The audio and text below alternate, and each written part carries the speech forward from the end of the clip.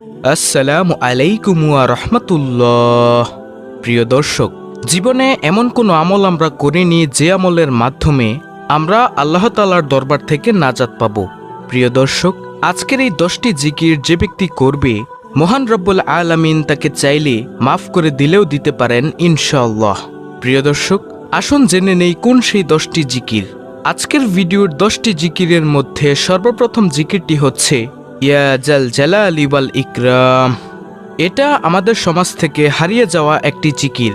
নবীজি সাল্লাল্লাহু আলাইহি ওয়াসাল্লাম একটি হাদিসে বলেছেন, তোমরা সব সময় ইয়া জাল জালালি ওয়াল ইকরাম পাঠ করাকে অপরিহার্য করে নাও, অর্থাৎ সদা সর্বদা এই নাম পাঠ করার প্রতি নির্দেশ দেওয়া হয়েছে। নবী করিম সাল্লাল্লাহু আলাইহি ওয়াসাল্লাম নামাজ আদায়ের পরে বসা অবস্থায় বলতেন, আল্লাহুম্মা আনতাস সালাম ওয়া মিনকাস সালাম তাবারাকতা ইয়া যাল জালালি ওয়াল ইকরাম। অর্থাৎ, হে আল্লাহ, আপনি শান্তি নিরাপত্তা প্রদানকারী, আপনার পক্ষ থেকে শান্তি ও নিরাপত্তা আসে, আপনি বরকতময়, হে মহিময় মহানুভব। যদি কোনো ব্যক্তি ইয়া জাল জালালি ওয়াল ইকরাম এই জিকিরটি পাঠ করে মোনাজাতের মধ্যে দোয়া করে, আল্লাহ তাআলা সাথে সাথে তার দোয়া কবুল করেন।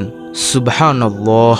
তাই প্রিয় দর্শক, আমরা উঠতে বসতে চলার সময় যে কোনো সময় বেশি বেশি পরিমাণে পড়ব ইয়া জাল জালালি ওয়াল ইকরাম। সুবহানাল্লাহ। দ্বিতীয় নম্বর জিকিরটি হচ্ছে ইয়া হাইয়ু ইয়া কাইয়ুম, অর্থ হে চিরঞ্জীব, হে সকল বস্তুর রক্ষক। প্রিয় দর্শক, এই দুইটি জিকির, এগুলো হচ্ছে আল্লাহ তাআলার সিফাতি নাম, আল্লাহ তাআলার গুণবাচক নাম। আর এই জিকিরের মর্যাদা অনেক বেশি। দুনিয়াতে সবচেয়ে বড় সম্পদ হচ্ছে ইয়া হাইয়ু ইয়া কাইয়ুম এর জিকির। হযরত আবু হুরায়রা রাদিয়াল্লাহু তাআলা আনহু বর্ণনা করেন যে রাসূলুল্লাহ সাল্লাল্লাহু আলাইহি ওয়াসাল্লাম যখন কোনো বিপদ দেখতেন, তখন আকাশের দিকে তার পবিত্র মাথা উঠাতেন এবং বলতেন, সুবহানাল্লাহিল আজিম, অর্থ আমি প্রশংসার সাথে মহান আল্লাহর পবিত্রতা বর্ণনা করছি। আর যখন দোয়ায় বেশি পরিশ্রম করতেন, তখন বলতেন ইয়া হাইয়ু ইয়া কাইয়ুম, অর্থাৎ হে চিরঞ্জীব, হে সকল বস্তুর রক্ষক। তাই আমরা বেশি বেশি পরিমাণে ইয়া হাইয়ু ইয়া কাইয়ুম এর জিকির করব ইনশাআল্লাহ। প্রিয় দর্শক, 10টি জিকিরের মধ্যে এই গেল দ্বিতীয় নম্বর জিকির। তৃতীয় নম্বর জিকিরটি হচ্ছে আস্তাগফিরুল্লাহ। এটি হচ্ছে একটি ইস্তেগফার। এই জিকিরটি যে বেশি বেশি পরিমাণে পাঠ করবে, আল্লাহ তাআলা তাকে শয়তানের ধোঁকা থেকে হেফাজত করবেন এবং তার জীবনের সকল গুনাহই ক্ষমা করে দিবেন। প্রিয় দর্শক, তাই আমরা উঠতে বসতে অবসর সময়ে রাস্তা দিয়ে চলার সময় যে কোনো সময় বেশি বেশি পরিমাণে পাঠ করব আস্তাগফিরুল্লাহ। সাহাবায়ে কেরাম হাদিসের মধ্যে বলেন, নবী সাল্লাল্লাহু আলাইহি ওয়াসাল্লাম প্রত্যেক ফরজ সালাত শেষে 3 বার বলতেন, আস্তাগফিরুল্লাহ আস্তাগফিরুল্লাহ আস্তাগফিরুল্লাহ সুবহানাল্লাহ। প্রিয় দর্শক, 10টি জিকিরের মধ্যে এই গেল তৃতীয় নম্বর জিকির। চতুর্থ নম্বর জিকিরটি হচ্ছে লা হাওলা ওয়ালা কুওয়াতা ইল্লা বিল্লাহ। লা হাওলা ওয়ালা কুওয়াতা ইল্লা বিল্লাহ এটি গুরুত্বপূর্ণ একটি আমল। এর ফজিলত ও সওয়াব অনেক বেশি। আমলটি করার ব্যাপারে হাদিসে অনেক বর্ণনা এসেছে। আবু মুসা আশআরী রাদিয়াল্লাহু আনহু বর্ণনা করেন, রাসূল সাল্লাল্লাহু আলাইহি ওয়াসাল্লাম একবার আমাকে বললেন, তোমাকে জান্নাতের অন্যতম ভাণ্ডারের কথা কি বলে দিব? আমি বললাম, অবশ্যই বলে দিন হে আল্লাহর রাসূল সাল্লাল্লাহু আলাইহি ওয়াসাল্লাম। তিনি বললেন, লা হাওলা ওয়ালা কুওয়াতা ইল্লা বিল্লাহ। দুনিয়াতে গুপ্তধন মাটির নিচে থাকে, সেই গুপ্তধন পাওয়ার জন্য মানুষ কত কিছুই না করে। আর জান্নাতের গুপ্তধন হচ্ছে লা হাওলা ওয়ালা কুওয়াতা ইল্লা বিল্লাহ, যার অর্থ হলো আল্লাহ ছাড়া কোনো ভরসা নেই, কোনো ক্ষমতা বা শক্তি নেই। অর্থাৎ মানুষের ব্যক্তিগত শক্তি, সামর্থ্য, ক্ষমতা ও সাহস যত বেশি থাকুক না কেন, আল্লাহ তাআলা তৌফিক না দিলে তা কোনো ধরনের উপকারে আসবে না। প্রিয় দর্শক, যে ব্যক্তি নিয়মিত এই জিকিরটি করবে, তার দুনিয়াতেও কোনো টেনশন নেই, আখিরাতেও কোনো টেনশন নেই, মানে দুজাহানেই কোনো টেনশন নেই। যে ব্যক্তি লা হাওলা ওয়ালা কুওয়াতা ইল্লা বিল্লাহ এর জিকির করবে, আল্লাহ তাআলা তাকে শয়তানের কুমন্ত্রণা থেকে হেফাজত করবেন ইনশাআল্লাহ। তাই প্রিয় দর্শক, আমরা সকলেই উঠতে বসতে চলতে ফিরতে সব সময় লা হাওলা ওয়ালা কুওয়াতা ইল্লা বিল্লাহ এর জিকির করব ইনশাআল্লাহ। তারপরে 5ম নম্বর জিকিরটি হচ্ছে সুবহানাল্লাহি ওয়া বিহামদিহি। রাসূল সাল্লাল্লাহু আলাইহি ওয়াসাল্লাম বলেন, যে ব্যক্তি প্রত্যেক দিন 100 বার বলবে সুবহানাল্লাহি ওয়া বিহামদিহি, তার গুনাহের পরিমাণ যদি সমুদ্রের ফেনা পরিমাণ হয়, তারপরও আল্লাহ তাআলা সেই গুনাহ ক্ষমা করে দিবেন।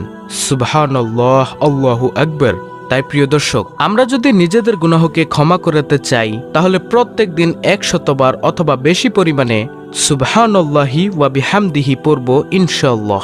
নবীজি সাল্লাল্লাহু আলাইহি ওয়াসাল্লাম একদিন সাহাবায়ে কেরামদেরকে বললেন, হে সাহাবায়ে কেরাম, শোনো, আমি কি তোমাদেরকে এমন একটি আমলের সুসংবাদ দেব যে আমলের দাম হাসরের মাঠে সবচেয়ে বেশি হবে? তখন সাহাবায়ে কেরাম বললেন, হ্যাঁ ইয়া রাসূলুল্লাহ সাল্লাল্লাহু আলাইহি ওয়াসাল্লাম। তখন নবীজি বলেন, যে ব্যক্তি প্রত্যহ 100 বার বলবে সুবহানাল্লাহি ওয়া বিহামদিহি, তার আমলের দাম হাসরের মাঠে সবচেয়ে বেশি হবে। তখন সাহাবায়ে কেরাম বললেন, ইয়া রাসূলুল্লাহ সাল্লাল্লাহু আলাইহি ওয়াসাল্লাম, এর থেকে কি বেশি কারো আমলের দাম হবে না? তখন নবীজি সাল্লাল্লাহু আলাইহি ওয়াসাল্লাম বললেন, হ্যাঁ, ওই ব্যক্তির আমলের দাম ওই বেশি হবে যে ব্যক্তি সুবহানাল্লাহি ওয়া বিহামদিহি 100 বার থেকেও বেশি পরিমাণে পাঠ করবে। সুবহানাল্লাহ। তারপরে 6 নম্বর জিকিরটি হচ্ছে লা ইলাহা ইল্লাল্লাহ। নবী সাল্লাল্লাহু আলাইহি ওয়াসাল্লাম বলেন, মান ক্বালা লা ইলাহা ইল্লাল্লাহ ফাদাখালাল জান্নাহ, অর্থাৎ যে ব্যক্তি লা ইলাহা ইল্লাল্লাহ বলবে সে জান্নাতে প্রবেশ করবে। প্রিয় দর্শক, এখানে একটি কথা হচ্ছে, আপনাকে নেক আমল করে তারপরে বলতে হবে লা ইলাহা ইল্লাল্লাহ, তাহলে আপনি জান্নাতে প্রবেশ করতে পারবেন। কিন্তু আপনি যদি বদ আমল করে অর্থাৎ সুদ আদান প্রদান করে, ঘুষ খেয়ে, অন্যান্য খারাপ কাজ করে যদি ভাবেন লা ইলাহা ইল্লাল্লাহ পরে জান্নাতে চলে যাবেন, তাহলে কিন্তু আপনি জান্নাতে প্রবেশ করতে পারবেন না।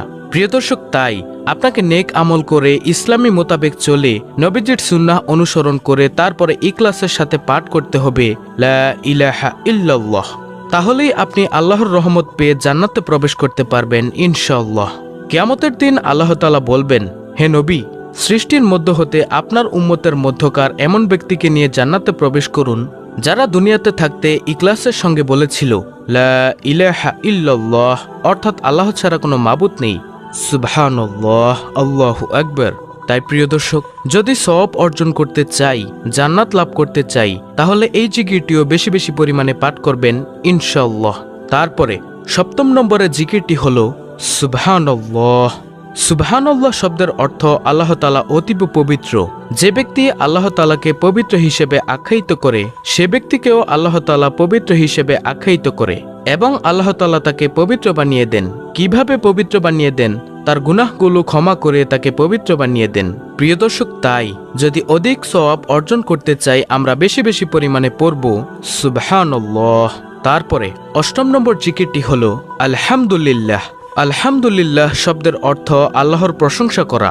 আল্লাহ তাআলা পবিত্র কুরআনুল কারীমে ইরশাদ করেন, যে ব্যক্তি আমার নিয়ামত পেয়ে আমার শুকরিয়া অর্থাৎ আমার প্রশংসা আদায় করল না, আমি তার নিয়ামত ছিনিয়ে নিই। আর যে ব্যক্তি আমার নিয়ামত পেয়ে শুকরিয়া অর্থাৎ আমার প্রশংসা করল, আমি তার নিয়ামতকে আরো বৃদ্ধি করে দেই। সুবহানাল্লাহ। তাই প্রিয় দর্শক, যদি আল্লাহ তাআলার পক্ষ থেকে ভালো নিয়ামত পেতে চান, তাহলে সব সময় পাঠ করবেন আলহামদুলিল্লাহ।